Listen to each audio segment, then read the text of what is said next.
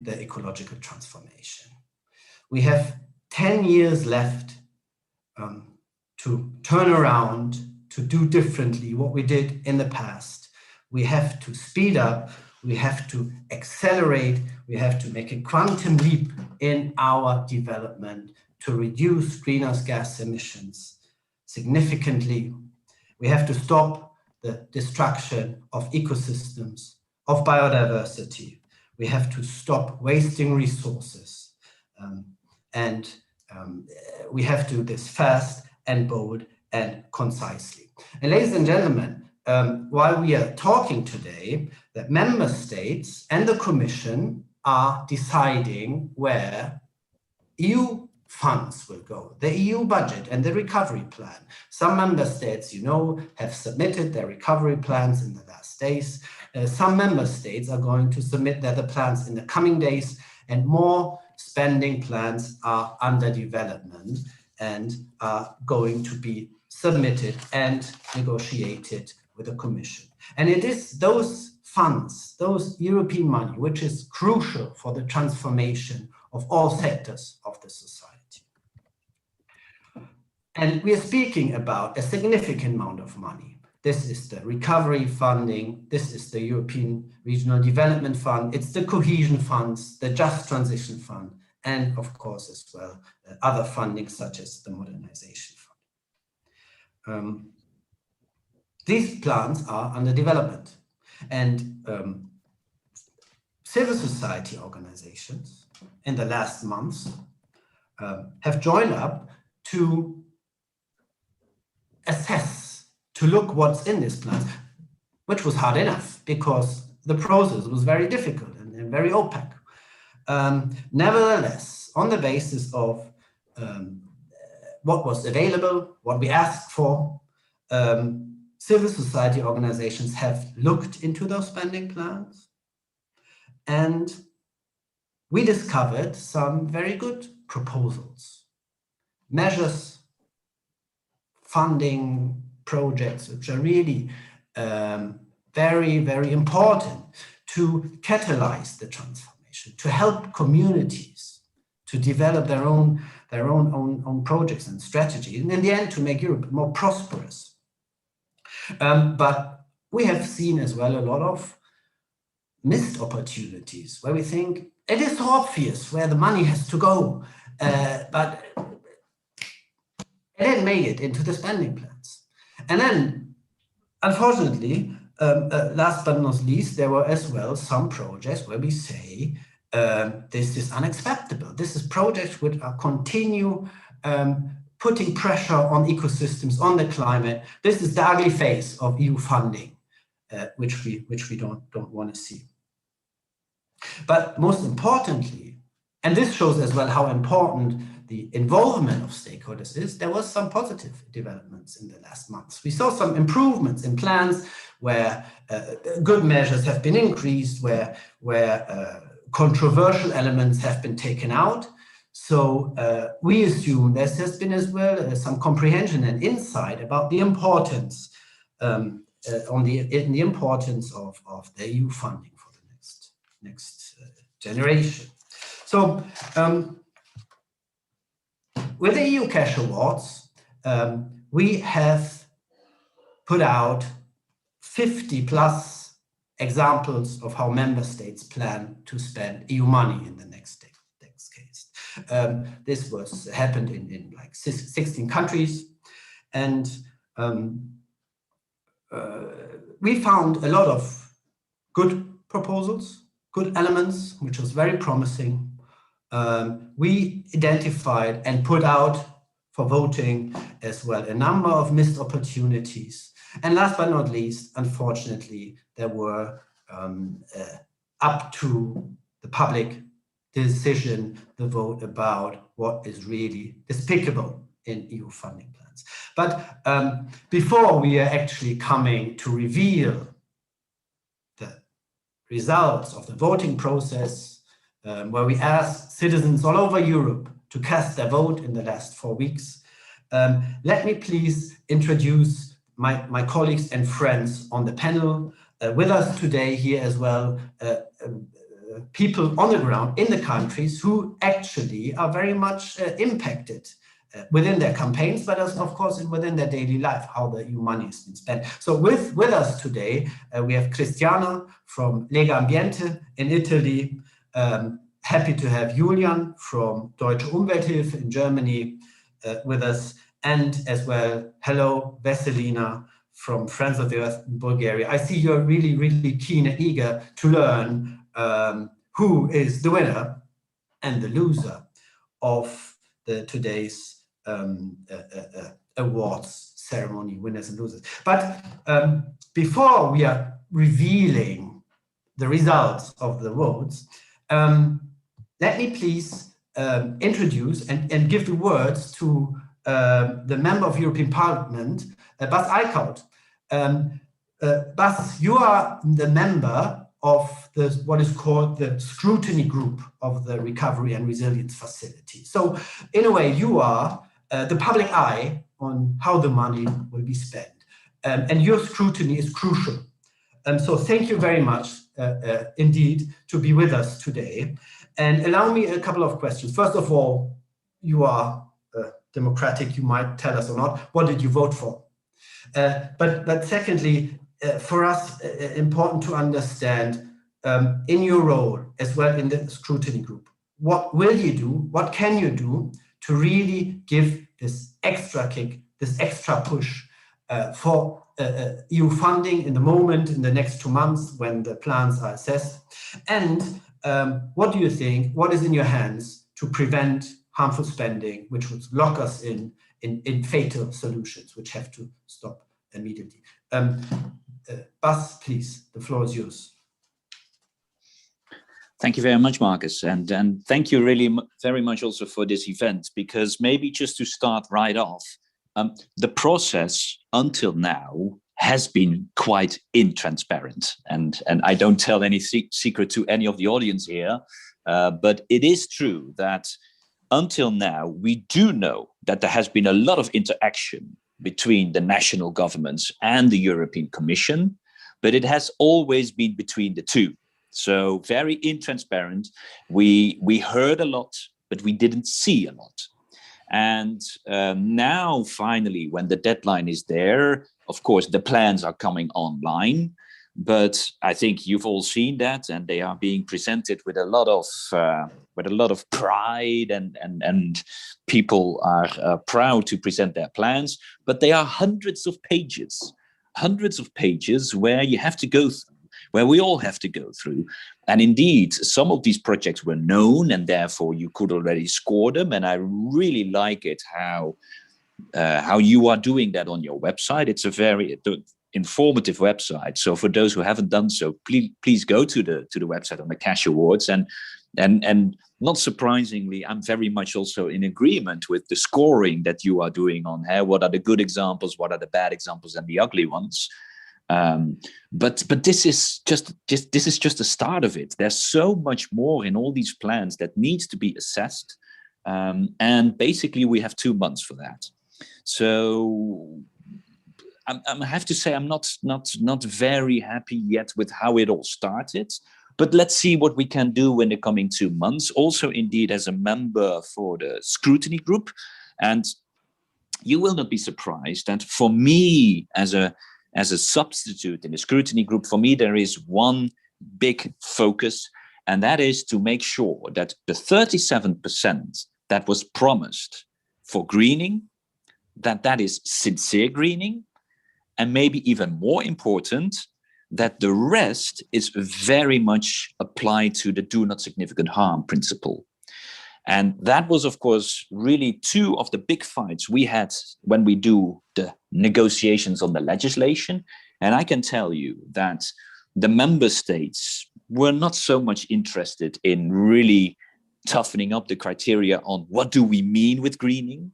And for the member states, it was, we agreed on 37%. That's already great. Be happy with it and sign it off. That was basically the attitude of the member states. So I'm quite happy that we really pushed forward that the way the Commission is accounting for this 37%, that methodology is going to be improved. We, of course, linked it very much to the taxonomy. discussion, which was ongoing then already, and as we all know, is still ongoing. But basically, the annex on what can be counted as 37%, it's there. And from my perspective, I will really judge all the different plans very critically on, are the member states going to reach the 37%? And are they going to put the nations on a path of an ecological transition? Because that's exactly what you're saying there, Marcus. And we have the skills, we have the means, but most important, we do have the money, but are we willing to spend it properly? And that is the biggest question. I'm not afraid of that we have enough money. I'm afraid of that we are using it in a wrong way, and sometimes even in a conflicting way.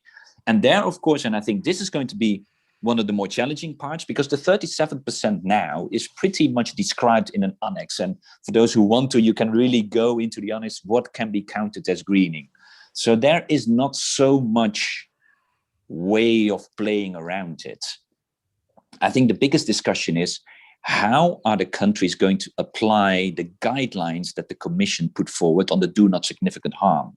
And this is a much more open field where I think we really need to be very critical, also because this is setting a kind of a precedent for on the future debates we are going to have on the European budgets and all the different projects that are there. Because do not significant harm, it sounds pretty strange maybe, but we don't have so much experience with it on how to apply do not significantly harm. And I think this is going to be the biggest challenge, because you can reach your 37%, but if the other 63% works against climate, what is the 37% worth? And I think that is, for me, the biggest challenge. Also within a scrutiny group, where until now, we as Greens have been really the biggest fighters to take that seriously. The Commission is willing to do so, but let's see how much pressure they have. And at a certain moment, we know the Commission, once they promise something to the member states, they don't want to change it afterwards. And we don't know exactly how many promises they already made to the now published plans. But this is really also where public scrutiny is very important. And this would probably be my biggest plea. Yes, focus on the greening elements, but probably it is really much more important. Focus on the do not significant harm. How do we judge that the other 63% does not work against it? And I think that is the biggest one. And there we will have to check really on the bad and the ugly examples, because you do see examples where it's working against the very good green examples. And I think that should be the biggest debate. That should be the public scrutiny. And that is also what we will try, of course, as a parliamentarian, to make that more public. But please, we need the public peer pressure from your side in order to ensure that all the parliamentary groups take this seriously. And I think that is that is probably what I want to say. Maybe the last point on what did I vote or what would I vote. What I really like a lot are examples when you are really using greening elements to also get some of the poor regions more on board.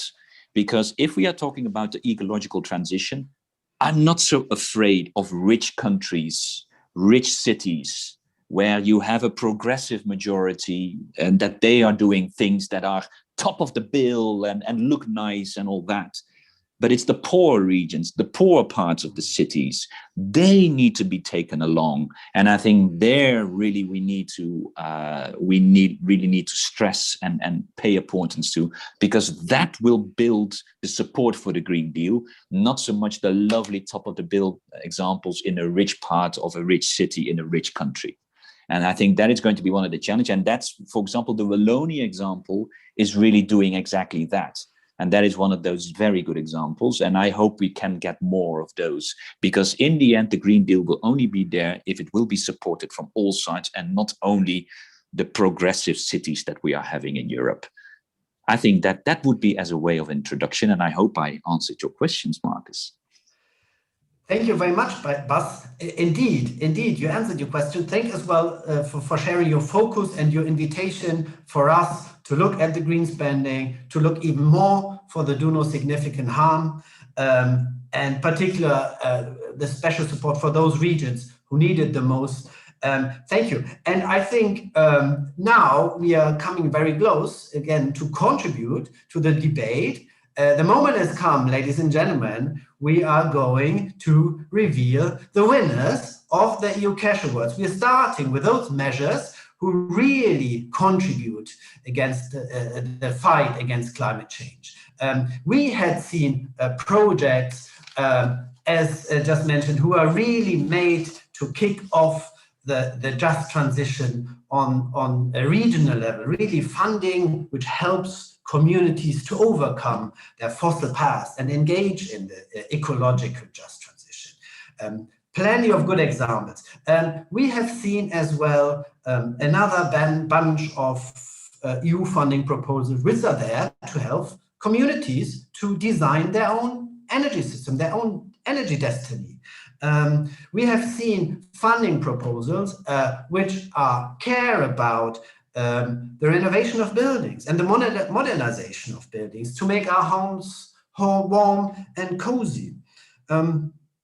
So now is the time to reveal the winners. Ladies and gentlemen, here's the winners for the EU Cash Awards good categories.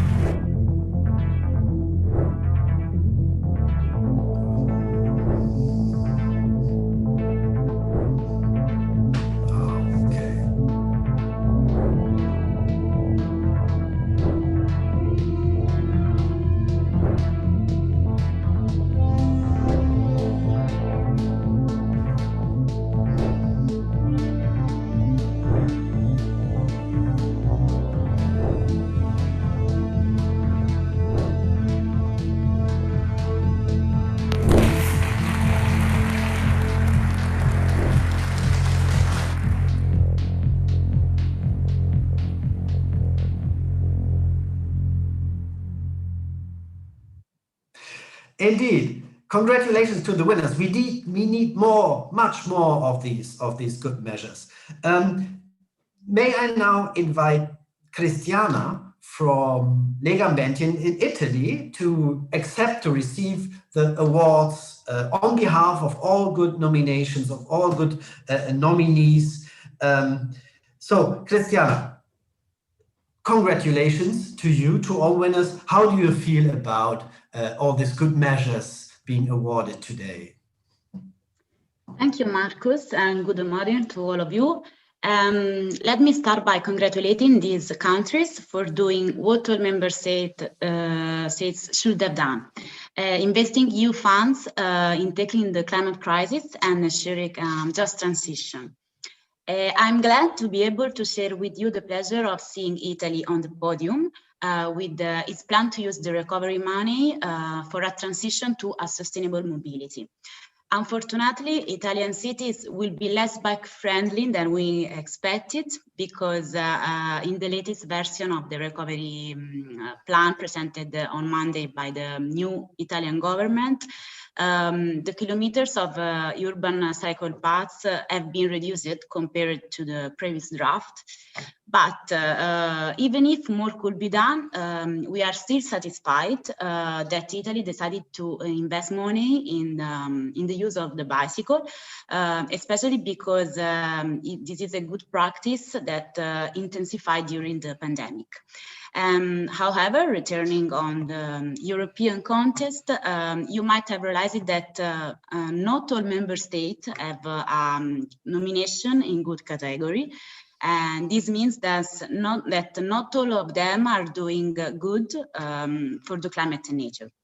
So this is a clear sign that we need much more climate ambition in the final spending plan, and member states must hear our clear call and tie EU funds to increase climate action. Thank you very much. Thank you very much, Christiana, for accepting the awards. And indeed, we need more of those, and our calls should be heard. So congratulations to all winners. Unfortunately, there were not only a very good projects and measures, but we have seen as well a lot of funding proposals where we think this is the missed opportunity. This is not catalyzing the transformation which we need. We have seen a lot of missed opportunities when it comes to making our homes safe and warm, to fight poverty, to save energy. The low-hanging fruit has not been picked up. It has been mentioned, the involvement of stakeholders, of civil society, was a pattern in all member states. Almost all member states should have reserved a podium place by not including the legislator, but as well civil society. Emissions in the transport sector are a hard nut to crack. They are not going down. So why don't we see more sustainable mobility solutions, but rather member states burning petrol and kerosene with our EU funds money? We have seen countries who, instead of taking the word to leave no one behind literally, and as well took care that their big industries got on the board. There are elements where we think this is false solutions. So there is some plans which we would say are neither clean or just in their approach.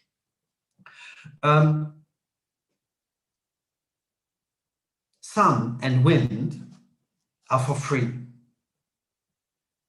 And we know the future of Europe's economy has to be built on renewable energy sources. But nevertheless, there are many countries who just do not get the race started, who do not boost the renewables rollout which we need, and instead we see as well still while renewables are rather scarce, they are then wasted on unsustainable and wasteful solutions. So here again, a missed opportunities really to bring us to 100% renewable electricity system.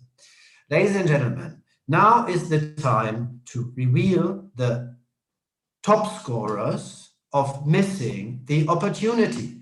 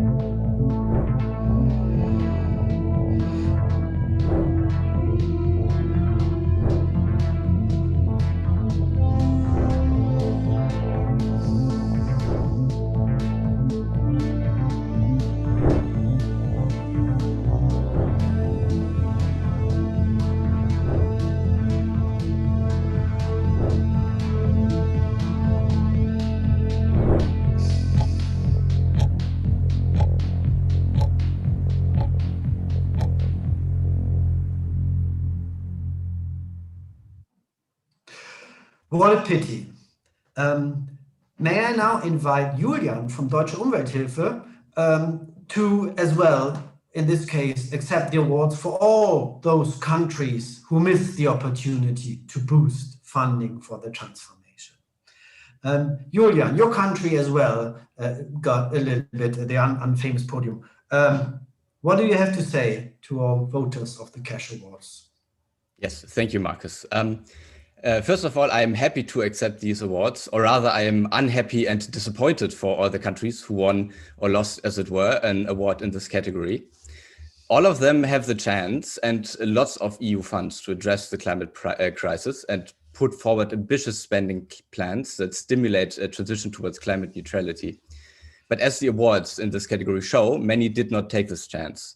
And if they don't change course immediately, they will simply miss this historic opportunity for a green recovery. And coming generations will not forget this either. It is a shame, for instance, that the recovery plan adopted by the German government this week does not do justice to this historic opportunity. Germany's recovery spending lacks in ambition in many areas, but it is particularly inadequate on building efficiency spending, as is highlighted by the EU Cash Award given to Germany today. Europe must remember that the next 10 years are crucial in addressing the climate crisis. Member states now have to put their money where their mouth is, and this means spending EU funds on climate-friendly measures rather than continuing to invest in business as usual, as many of the proposed plans are doing. Thanks. Thank you very much, Julian. Indeed, we share your concerns, and it is that time is passing fast. 10 years are nothing. And it isn't exactly when those projects have to have an impact, a good one. But unfortunately, there are as well, as we call them, ugly elements in spending plans, projects that are devastating nature, which are accelerating the climate crisis. We see more fossil fuel subsidies coming along. They should have gone a long time. So this is really the ugly face of EU funding, which we don't want to see. Instead of boosting the electrification of the transport system, we see our money burned on fossil fuels. As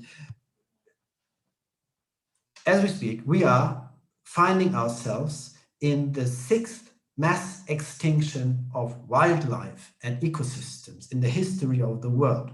Nevertheless, we see EU money used to destroy ecosystems and habitats. We have to reduce greenhouse gas emissions massively, and we have to stop burning fossil fuels. Nevertheless, there is a lot of appetite to put money into burning of fossil gas, a very dangerous greenhouse gas. We see member states burning scarce resources, burning waste instead of taking care that this is recycled. Last but not least, we have taxpayers' money as well going into the pockets of those companies which should rather pay for the pollution and the damage they are causing. Ladies and gentlemen, the losers of the EU Cash Awards of the ugly categories coming.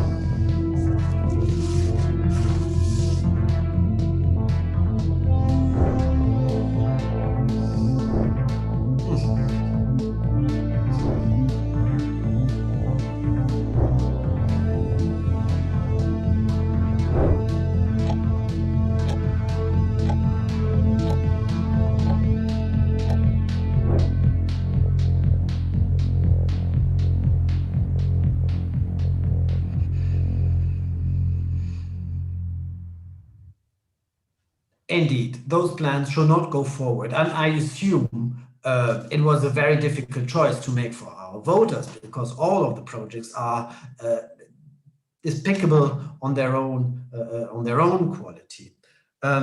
So now, last but not least, may I invite Vesselina to this rather sad occasion to accept the awards for all the losers of the ugly category. Veselina, please. Thank you, Markus, dear MEP, Bas Eickhout, dear guests. I wish we could celebrate together more good practices on just and ecological transition. Instead, I have the difficult task today to receive the ugly awards on behalf of the ugly measures financed by EU funds. Unfortunately, the sad reality is that according to my and other countries' draft plans, EU funds will continue to subsidize fossil fuels and destroy nature, people's health, and our common future. And this has to stop immediately. I'm really concerned to see Bulgaria many times among the awarded ugly practices. In Bulgaria, due to the management of EU funds at local level, the effect is often dubious, because it leads to pollution of cities, for example, the Sofia incinerator, or destruction of biodiversity. One of the richest, or actually the richest biodiversity region in Bulgaria, the Kresna Gorge, is going to be affected, and Bulgarka National Park as well. We observe these trends in the current recovery plan of Bulgaria that is pushing a mega project for fossil gas transmission, not yet recognized by the public as an issue. The time for fossil gas and fossil fuels being a transition solution is long gone. Such projects will only lock in our country into fossil gas dependency, making decarbonization goals unachievable. Such waste of public money and time, creating stranded assets instead of investing in renewable solutions. We urgently need ambitious political decisions and concrete actions for a power shift for people and planet. We are calling on all member states and the European Commission not to allow 1 cent, even 1 cent of European taxpayers' money being spent and wasted to accelerate the ecological and climate crisis. Thank you very much. Thank you very much, Veselina. No doubt we are all joining into the call to stop this kind of harmful and scandalous subsidies from the EU's purse. Indeed. Ladies and gentlemen, after what you have heard today from the legislator, from our dear winners and losers, are there any questions from your side you want to ask about particular countries or in general about the next steps? What are the opportunities? So this is now the time, the space to ask your questions.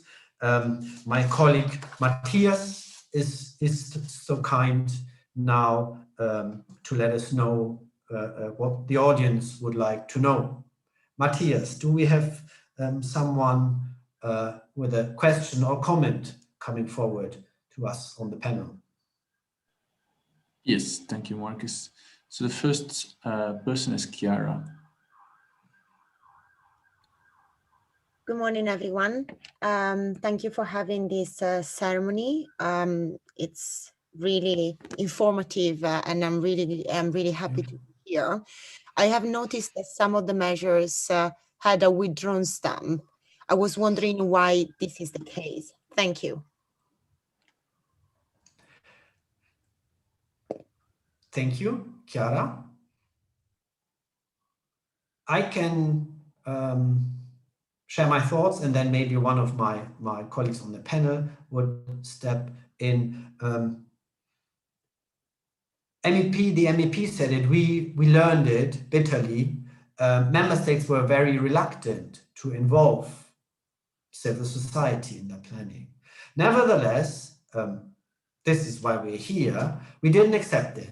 We worked hard, this is us, but this is as well many other groups, partners all over Europe who wanted to have their say in the planning. And I think the fact that in Portugal, in Slovenia, in the Czech Republic, that we see that it was public pressure who led to the withdrawal of controversial measures. So this is, in a way, a good sign and acknowledgement of our work that we are doing, that some plans have been improved and thus will not be a subject of voting in the category. So this is good news.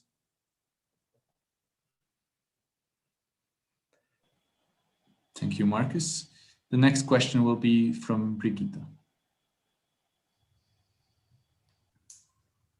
Yes, thank you for the opportunity. Yeah, I'm also wondering about next steps. What are our entry points as from civil society? Can we still divert, and how much of public awareness do you see in your countries about this at all? How can we better involve maybe the public to shed light on these wrong spendings, or to encourage more? Because I can see that in many of the cases, Bulgaria has also good projects and also bad projects, and also in the case of Germany, maybe we still have a chance to influence these plans and to draw more public attention to them.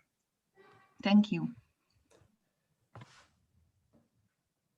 Brigitte, thank you very much. This was a question to my colleagues Julian and Vesselina.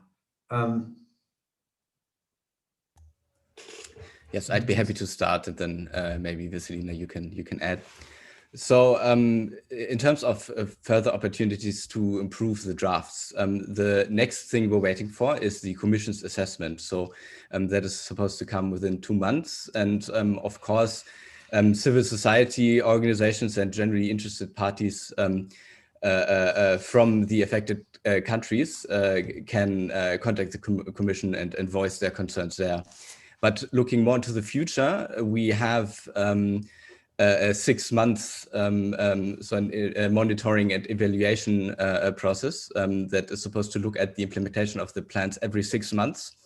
And from our point of view in Germany and also in other countries, it is crucial to have a formal role, particularly for environmental organizations, but other civil society organizations as well, to see how these funds are spent and how these plans are implemented. Because I mean, these are really a large amount of money that are being spent, and so far the plans have been elaborated mostly behind closed doors, and that's just not sustainable, or rather, it's not democratic and participatory to handle it this way.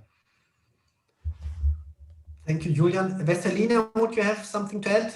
Yeah, sure. Thank you very much, Julian, for your answer. I will add only shortly that this is ongoing work that is we're going to mobilize in the next months, and every single voice of the public and every single voice of the civil society is very important. That's why we are informing the public about the ugly practices. Of course, you're right with your question that there are positive and negative practices, and we put the focus on the positive and inform the public about the negative.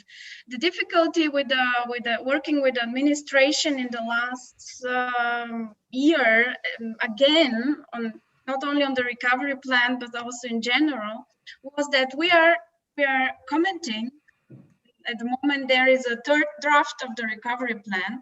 We're doing our comments, but do not get feedback from the administration if and how and to which extent our comments and suggestions are going to be taken into account.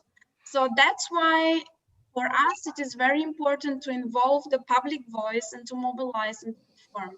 And we count on you, and we count also on the support of very active MEPs like you, boss, that you support our work. Thank you, Vesselina. Thank you. So the next question will be from Isabel. Thank you. Thank you for these presentations. I had more question about the dynamics at national level in your respective countries. I understand it has been very difficult to to access the information. So I was wondering, on the one hand,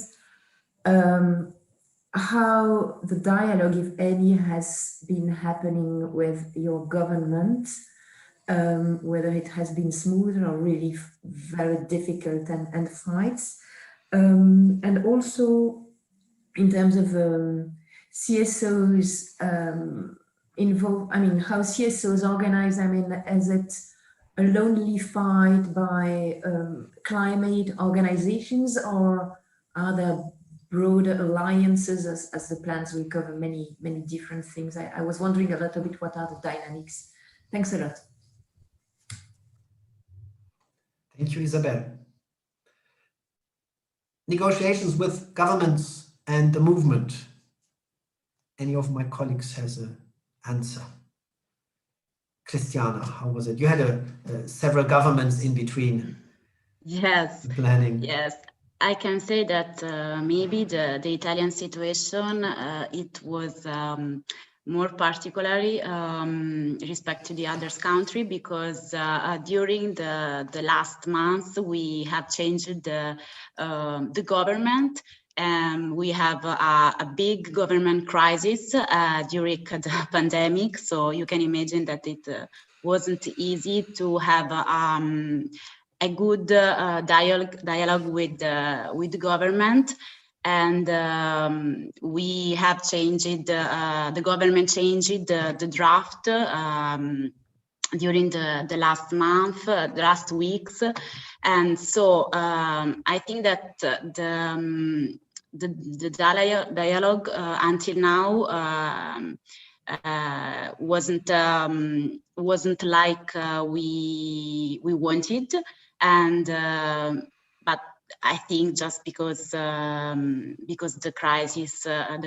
So how can I say that? I hope that in the future months we will this dialogue will improve, and just because I think that the citizens' participation will accelerate the transition to fight the climate crisis, as this contest demonstrated, because we gave the possibility to people, to citizens, to say what they want about this plan.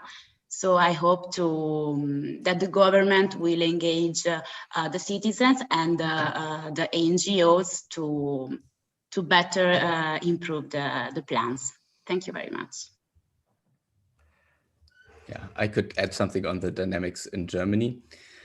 So in Germany, we had the situation that already in August last year, the governing coalition decided to mainly use the money from the Recovery and Resilience Fund to refinance the existing German stimulus package, which was adopted in June. So basically, the mandate of the finance ministry was that they could only include measures that had already been agreed as part of this package, that were basically oven ready, so to speak. And this is also the reason why we have so little additional spending and truly new programs in the German plan. Now, as far as how consultation went, I mean, partly I think because of this restriction, there was not a lot of consultation because it was very clear what they wanted to include in the plan, and they merely in November and December last year informed some actors, mostly the unions and the employers associations, of the contents on the margins of existing processes. After this draft, there was a revised draft early this year, which was then sent out to other actors, but not to environmental organizations. So we did have to basically ask several times for meetings. And as far as I know, 2 video calls with environmental organizations took place, where the finance ministry did listen to our concerns, but then in the revised version of the plan that has been adopted by the German cabinet 2 days ago, not much of this criticism has been reflected. So we have some minor improvements on governance and a very bad measure that has been taken out of the plan, but will still be financed with German taxpayers' money, which is basically funding for new trucks. But yes, that's in a nutshell how the German process went, and it was not to our satisfaction, to put it very mildly. Maybe I can also add from the Bulgarian perspective. Thank you very much for the question. Very important regarding the transparency in the whole process, how it is taking place, and how and if we as civil society have the chance to participate in the whole process.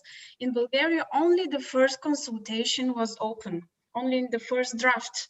And then everything took place behind closed doors. The NGOs were excluded. And as in Bulgaria, we are in a multiple political crisis now with the new elections, maybe new coming elections we are expecting in the next months, and very dynamic changes that also are opportunity for us, but at the same time also threats. Everybody wants to manage EU funds and EU money, and it's very attractive. So for us, for NGOs, it's difficult to enter these closed negotiations. But what we did is a public awareness raising. And now the public society is much more aware of what is going on, and the recovery plan is also in the public awareness. And this is what we managed to achieve in the last months. Politicians close for us the door when we open the mind. So this is maybe a strategic step to go further. This is also our crucial role as civil society, as watchdogs, and we will continue to fight, I tell you. Veselina, thank you very much. While politicians closing their doors, we are open their minds. I think this was a very great conclusions for our award ceremony today. Marcus, there's one more question. We have one more question, please. Thanks. David, the floor is yours.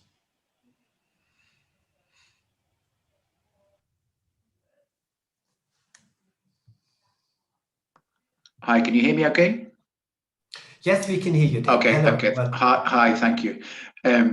Congratulations on this ceremony and on the messages that are coming forward from this initiative, and also from the discussion we're having after the awards. One point to highlight, I think, in the do no significant environmental harm principle, even if it's applied really well. One of the risks that we are seeing from civil society is that very large projects with groups of powerful businesses will take a lot of these funds because they have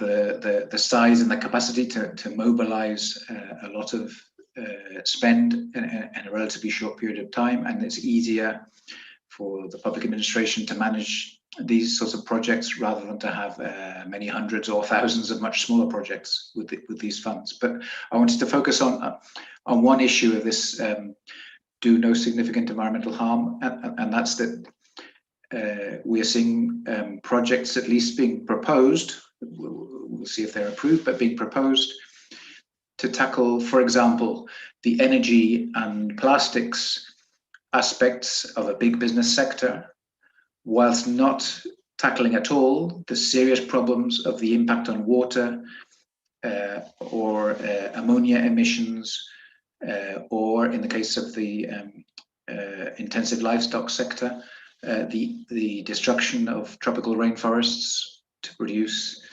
feedstock, which is then imported for intensive meat production.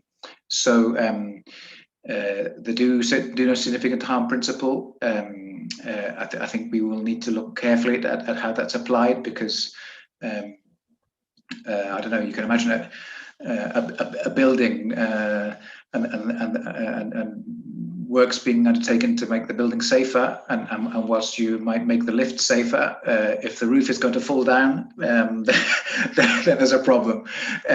So I think we need to look at how with others in civil society and with the European institutions, look very hard at how this principle will be applied, what indicators are going to be used, and how transparently they will be applied. Thank you. Thank you, David, very much again for your encouragement to continue raising our voice, to look deeper into how the do no significant harm principle is applied. So this gives us, in a way, as well, the agenda for the next months to come. With this, I thank you for all the contributions, for the questions. I'm thanking the panelists now. Friends and colleagues, we have hundreds of billions of euros to be spent in the next decade, which is crucial. Those investments decisions have an impact on how our economy functions, how we work and live in the next decades. Will they trigger the transformation, or are we going to be locked into unsustainable production and consumption patterns?